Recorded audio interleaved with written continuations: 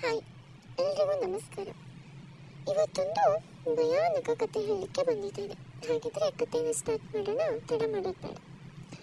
So, Bengaluru ನಗರದ ಮಧ್ಯಭಾಗದಲ್ಲಿ ಒಂದು ಕಟ್ಟಡ.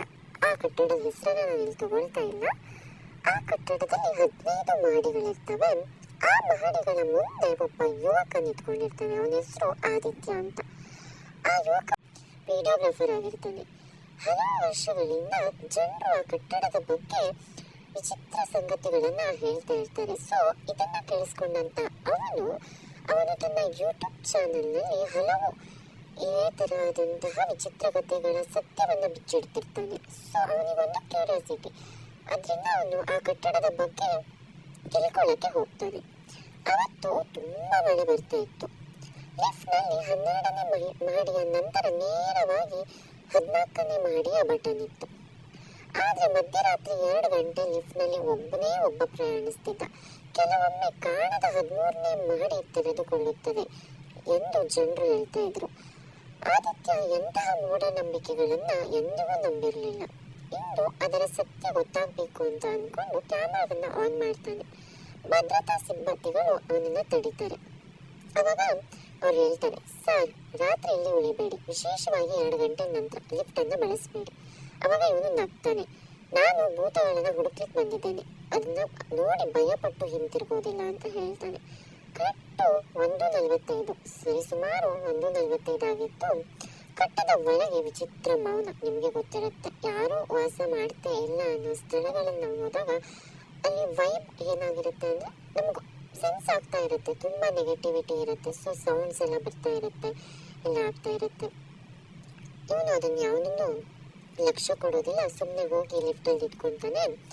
ಬಾಗಿಲು ನಿಧಾನವಾಗಿ ತೆರೆದುಕೊಳ್ಳುತ್ತೆ ಲಿಫ್ಟ್ದು. ಹಾಗೆ ಲಿಫ್ಟ್ ಒಳಗಡೆ ಯಾರು ಇರೋದಿಲ್ಲ, ಇವನು ಒಬ್ಬನೇ ಇರ್ತಾನೆ. ಒಳಗೆ ಹೋಗಿ 14ನೇ ಮಹಡಿಯ ಬಟನ್ನ ಒತ್ತುತ್ತಾನೆ. ಸೊ ಲಿಫ್ಟ್ ಸ್ಟಾರ್ಟ್ ಆಗುತ್ತೆ ಮೇಲೆ ಹೋಗೋದಕ್ಕೆ. 1, 2, 5 ಹೀಗೆ ಹೋಗ್ತಾ ಇರುತ್ತೆ. ಅಷ್ಟರೊಳಗೆ ಏಕಾಏಕಿ ನಿಂತ್ಕೊಂಡ್ಬಿಡುತ್ತೆ. ವಿದ್ಯುತ್ ಹೋಗಿರಲಿಲ್ಲ. ಆದರೆ ಡಿಸ್ಪ್ಲೇ ಮೇಲೆ ಕಾಣಿಸ್ಕೊಂಡ ಸಂಖ್ಯೆ ಲಿಫ್ಟ್ ನಂಬರ್ 13. ಆ ಸಂಖ್ಯೆ 13. ಆ ಸಂಖ್ಯೆ ಕೆಂಪು ಬಣ್ಣದಲ್ಲಿ ನಿಲ್ತಾ ಇತ್ತು. ಆದಿತ್ಯನ ಹೃದಯ ಬಡಿತ ತುಂಬ ಜಾಸ್ತಿ ಆಯಿತು. ಇದು ಹೇಗೆ ಸಾಧ್ಯ? ಅವನು ಬಾಗಿಲತ್ತ ನೋಡ್ತಾನೆ. ಲಿಫ್ಟ್ನ ಬಾಗಿಲು ನಿಧಾನವಾಗಿ ತೆರೆಯುತ್ತೆ. ಹೊರಗೆ ಸಂಪೂರ್ಣ ಕತ್ತಲೆ.